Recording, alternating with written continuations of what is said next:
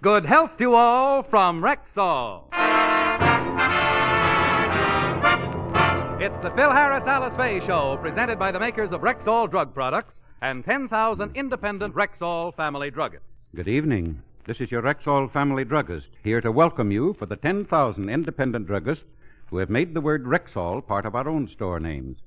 We've done that because we believe in the 2,000 or more drug products made by the Rexall Drug Company. And we've put the orange and blue Rexall sign on our windows to let you know we recommend and sell them. Bismarex is a good example of the quality of these products. This famous Rexall antacid brings prompt and prolonged relief from acid indigestion, often neutralizing excess acidity in less than 1 minute, and leaving a soothing protective covering on irritated stomach membranes. Quality like that of Bismarex is what we family druggists are talking about when we tell you you can depend on any drug product that bears the name Rexall. Good health to all from Rexall.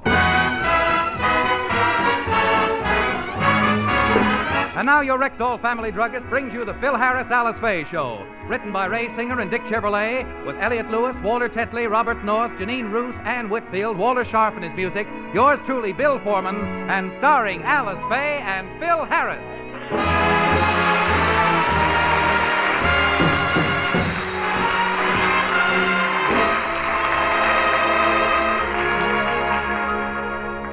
Next week, Phil is going on a tour of one-night personal appearances.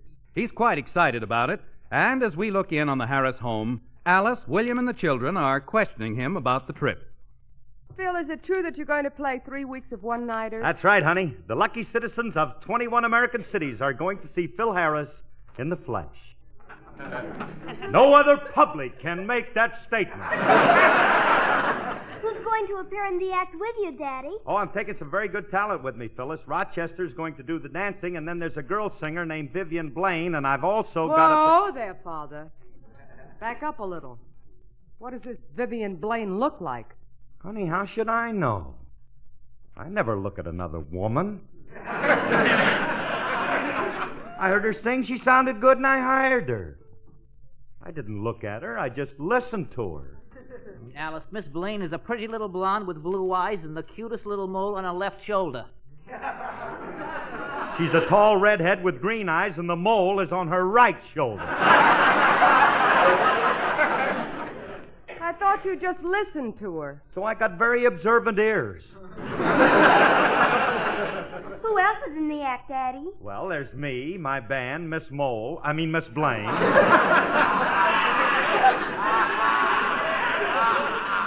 Rochester and some tired violinist. What's his name? I don't know, Yasha Benny or something. I discovered him at the railroad brakeman's ball. The poor old man was sitting there sobbing his heart out. What was wrong with him? He was going nuts trying to play a square dance in a round house. Oh, Philsy, those things roll out of your mouth like pearl juice. Hey, I got to use that one in my act. No, well, let's get him a booth at the farmer's market. He's popping the corn tonight. Now, Willie, careful what you say about me or I'll tell everybody. Tell them what? That you've been cheating in your sewing class. You'll flunk if they find out that your mother's doing all your hem-stitch homework. I'll happen to be terrific because I'm a terrific comedian.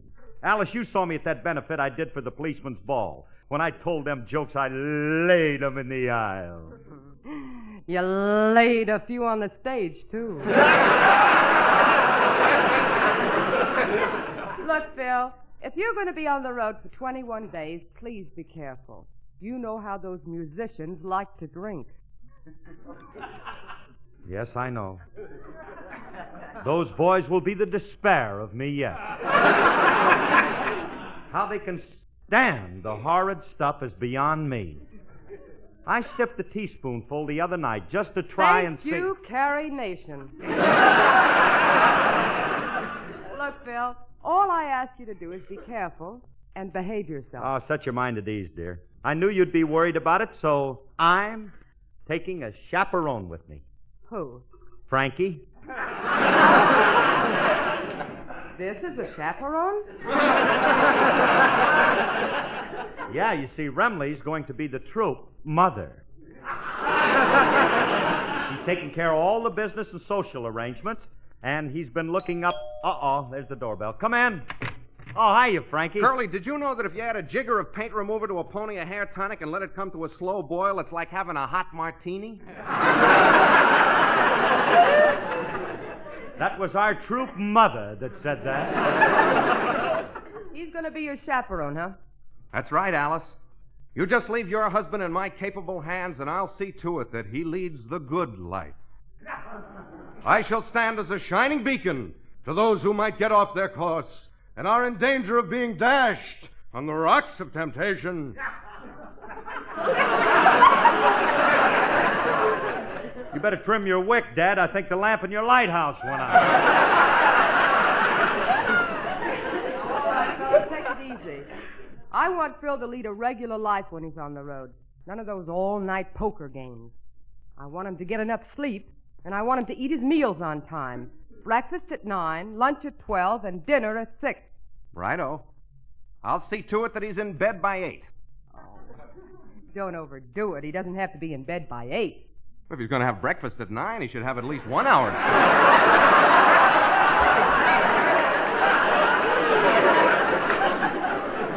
hour sleep? Well, what are you boys going to be doing all night? Working, of course. Me and the boys have to write new arrangements and rehearse them. I don't think I'll even have time to sleep at all. I guess I'll just have to have my breakfast served in my room at 9. Curly, you can't do that. Why not? You get oatmeal all over the cards.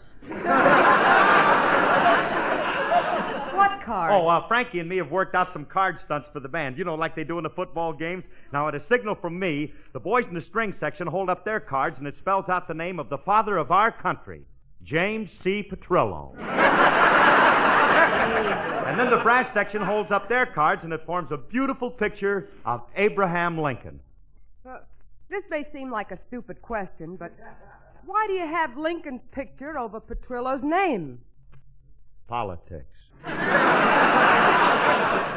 It makes him happy to think he looks like Honest Abe. You finished, Curly? Yeah. As I was saying, you'll get oatmeal all over the cards. You can't play poker with a sloppy Please, jack. Frankie, will you? This is strictly a business trip. We should be making plans for the tour right now. I'm making plans. That's why I'm here. I want to borrow 2 suitcases. How much hair tonic do you plan to take? What do you need 2 suitcases for? I'm taking 10 suits. You ain't got 10 suits. Will have, as soon as I borrow 9 of yours. Remley, you ain't getting none of my clothes, and you're not getting my suitcase either. I only have 2 suitcases. But, Curly, what am I going to pack my stuff in? Put hangers in your guitar case.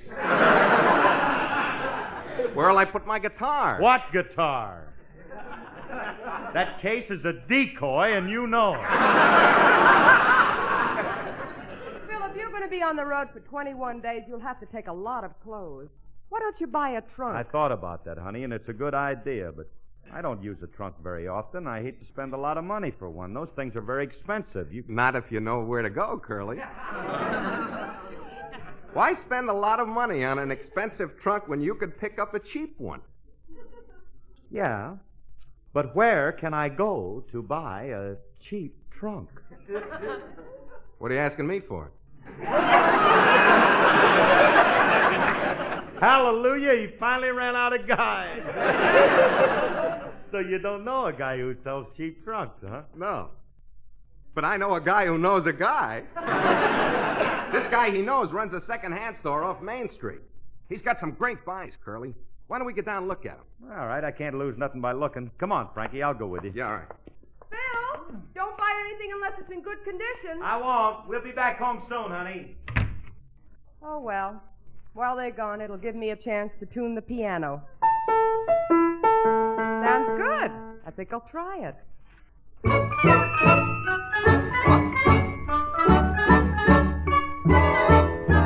Dearie, do you remember when we waltzed to a Sousa band? My, wasn't the music grand?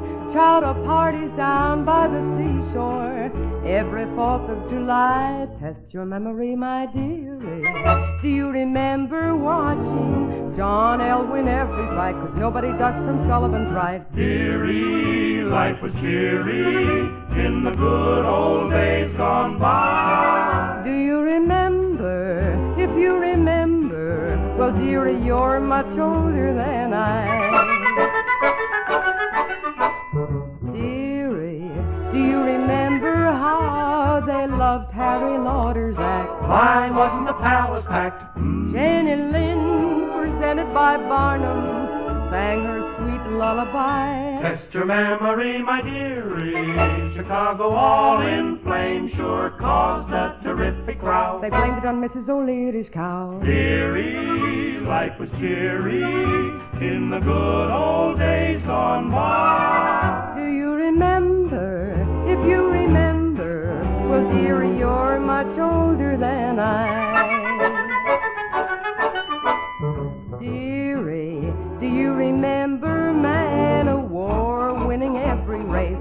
He ran at a record pace. Rin Tin Tin in serial chapters always rescue the guy. Test your memory, my dearie.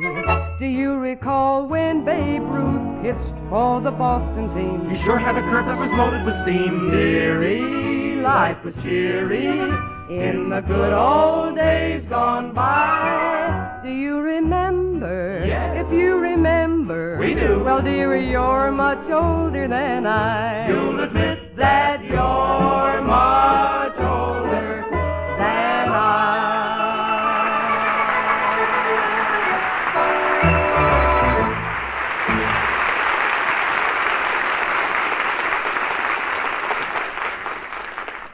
Oh, Remley, I don't like the looks of this store. It's in an awful tough neighborhood. No, don't let appearances fool you.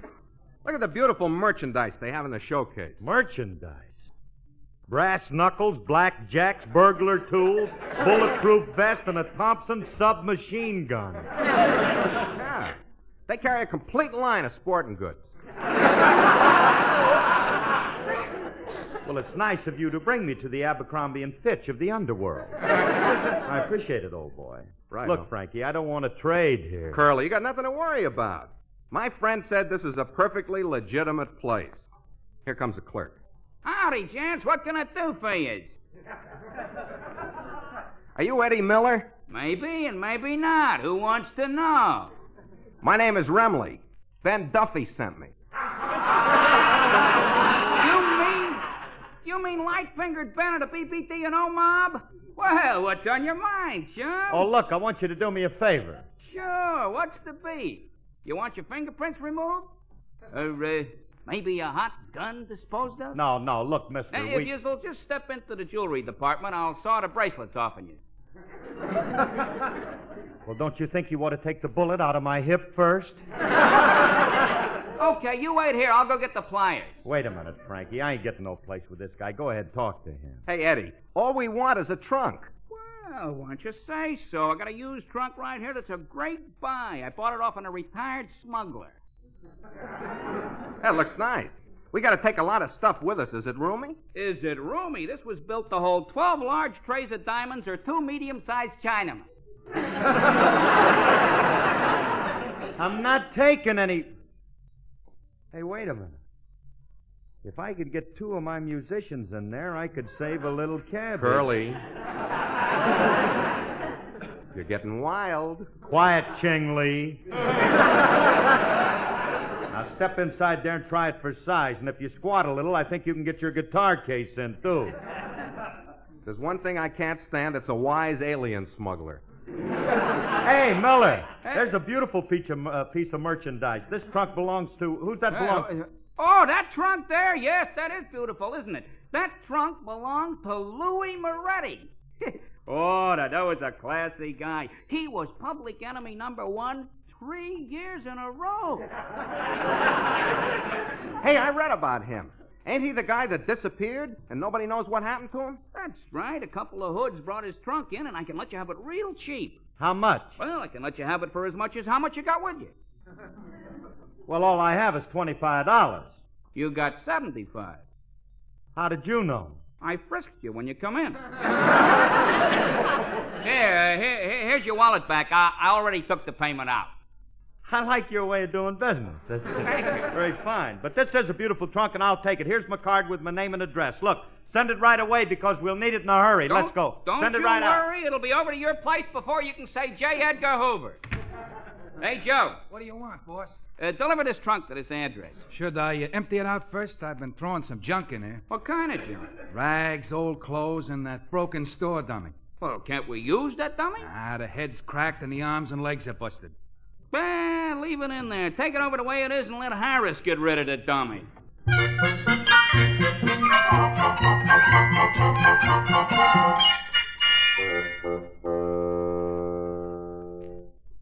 This certainly is a gorgeous-looking trunk for $75.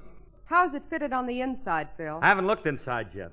Where did you buy it? In a shop on Skid Row Boulevard.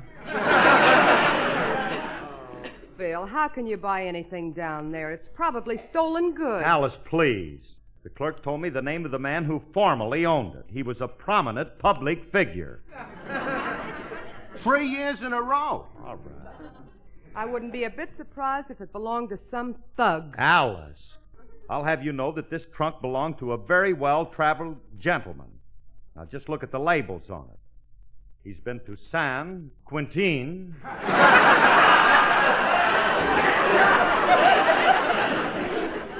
Alcatraz, La Vinworth, and Sing Sing. That's in China. He's also been to France. Here's one from the Bastille. And here's a label from Tehachapi. Why, that's a woman's prison. Oh, his wife travels, too. Phil Harris, to whom did this trunk belong? Well, it belonged to Louis Moretti. The cops think somebody did away with him, so he won't need the trunk no more. Oh, you shouldn't have bought a gangster's trunk. Oh, well. If you'll excuse me, I have to go upstairs and sandpaper the bedposts. See you later. Okay, honey, we'll...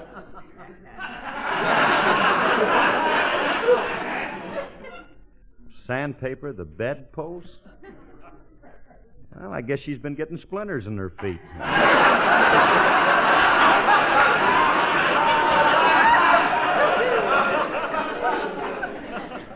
She's been doing some very strange things lately. All right. Let that be as it may. We better start packing. Now, Frankie, hand me some of those musical arrangements while I open the trunk. Yeah, okay. I'm anxious to see what this looks like on the inside. Hey, this looks... Ah! Remley, help! What's the matter, Curly? What happened? Now, take it easy. You're as pale as a ghost. Look at your eyes. All the blood's drained out of them. Oh, what's wrong? Remley, in the trunk, a nude stiff. What? A corpus delicacy.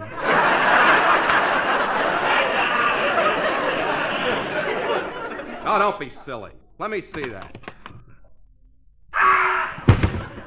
Curly, who's your house guest? Well, don't ask me. I didn't invite him. He looks like he might be a friend of Willie's. Oh, Remley. Curly, I'll bet I know who it is. That must be Louis Moretti in there. That must be where he disappeared to. Frankie, I'm going to call the police. Drop that phone. Cops will think we did it. Yeah.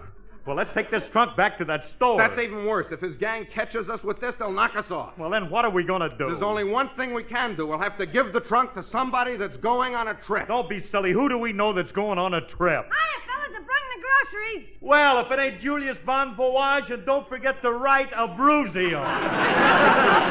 Hey, you'll have a wonderful trip, kid. We got a brand new trunk for you, and it's all packed. Take it and get going. Get going where? How about Istanbul? Yeah, turkey's nice this time of the year now that the chestnut dressing's in bloom. I don't want to go to Turkey. Then how about Hawaii? Beautiful Hawaii. Land of enchantment, where the palm trees sway in the breeze and the hula dancers sway in a different place. And the Homa Nuka Nuka Ottawa go swimming by. Run it out. I don't want to go to Hawaii. You don't, huh? I got just the place for you. Spain with its beautiful black-eyed senorita. Strumming guitars and romance neath every balcony. Castanets gaily clicking. I ain't going to Spain neither. He don't like Spain. You can stop now, Carmen. Say, Julius, have you ever thought about going to China? No. Well, think about it. China, land of mystery.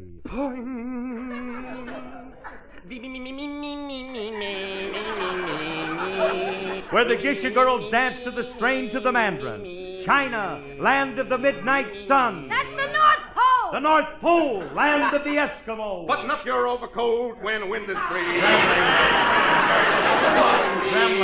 Remley, what are you doing? That's as close as I can get to Eskimo music. Oh, these guys have been on the wagon too long. Their little brains are getting dehydrated. What's the matter with you? There's nothing the matter with it. We just want to give you this trunk. Why are you so anxious to get rid of this trunk? What do you got in it? There's nothing in it, is there, Frankie? Of course not. There's no dead body in there. Thank you, my friend Irma. Stupid can you get, Remley? You got a body in there, Mr. Harris? Who's Wait a minute. Where's Miss Faye? What did you do with her? Julius, you don't think that... You fiend! How could you do such a thing to her after she supported you all these years? Now, look, Julius, I tell you, it's not Miss Faye. It's Louis Moretti. The missing gangster? Yes, anybody found with this trunk is going to get into a lot of trouble. And you were kind enough to want to give it to little me. Well, I didn't want anyone to find it here because... Oh, there's the door. Now, remember, Julius, don't say a word about this to anyone. If any of his gang finds out that I've got his body, I'm liable to get knocked off. Now, quiet. Come in. Oh, how do you do, sir? Don't nobody move. Stand where you are. I got you covered, sweetheart. Well, if it ain't Sam Spade. Come on in, Sammy. Have a Shut up. I'm a friend of Louis Moretti's. I heard you got his trunk, and I want to take a look at the inside, sweetheart. Well, what for? There's nothing in there, is there, Frankie? No. Now ask me, sweetheart. Julius, will you keep quiet? Leave the little ape alone. I got reason to believe you guys did away with Louis Moretti. Oh, me? What are you talking about? That's ridiculous. I'm no gangster. I'm a respectable citizen. I'm Phil Harris. That right, kid? Is he Phil Harris? Yeah, that's Phil Harris. Alias Philzy the Fink. Julius! Alias Windy Wonga. Now stop it. Alias Pretty Boy Harris. I am no... Well, I have been called that on occasion. If you're such a tough hood, how come I never heard of you? He's from out of town. He was sent here by the Detroit mob to knock off Louis Moretti. Who's this other guy? Trigger Happy Remley. He was sent here to rub you out. No. Pay no attention to this dead-end kid, mister. He's just trying to start something. Yeah, that kid's lying. Yeah, well, we'll soon find out. I'm going to open that trunk, and if I find Louis's body in there, I'm going to...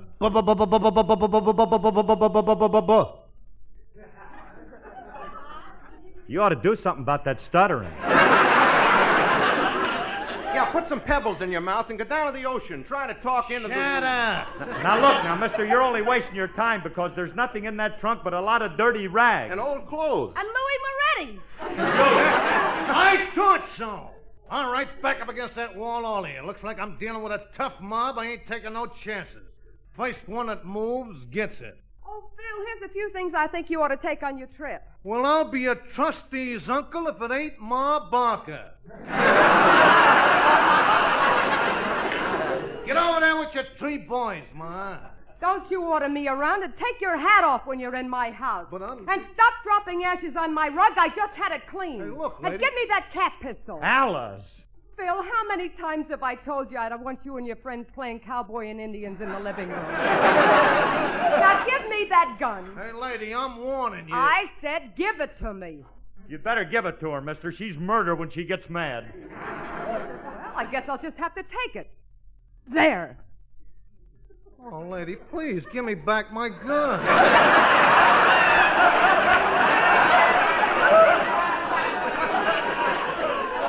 Feel naked without it. I'll be darned, she took it away from him. Yeah, I wonder if she could be Ma Bart. Nah. Now, what's all this nonsense about? Well, my pal Louis Moretti's bunny is in that trunk. Oh. Today you boys are playing cops and robbers, huh? There's nothing in this trunk, and I'll show you.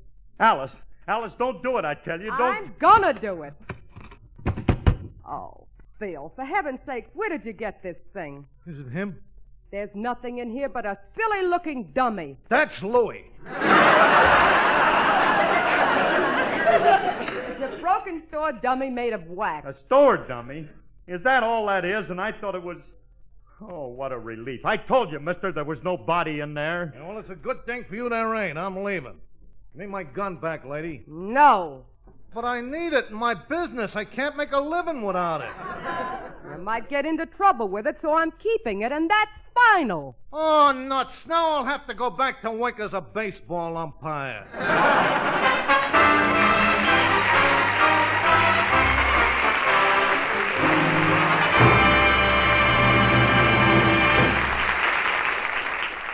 Alice and Phil will be back in just a moment. But right now, here's your Rexall family druggist. Quite recently, wives and mothers all over the country were asked what items they felt they should always have in the family medicine cabinet. And what item do you think usually headed the list? I'd say a good all-round mouthwash and gargle. Well, you're typical, ma'am.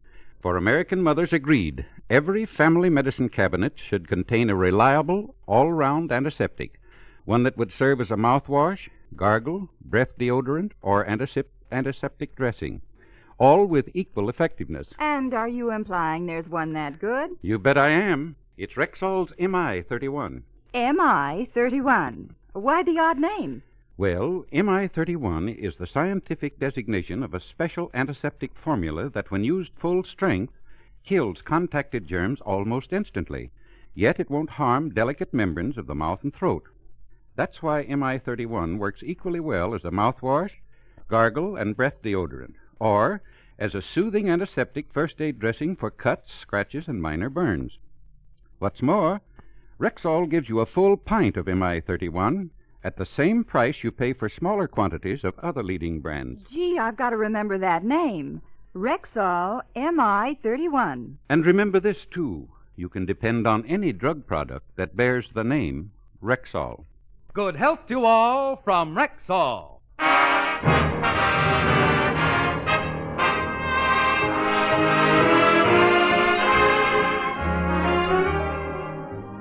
Folks, this is Phil again.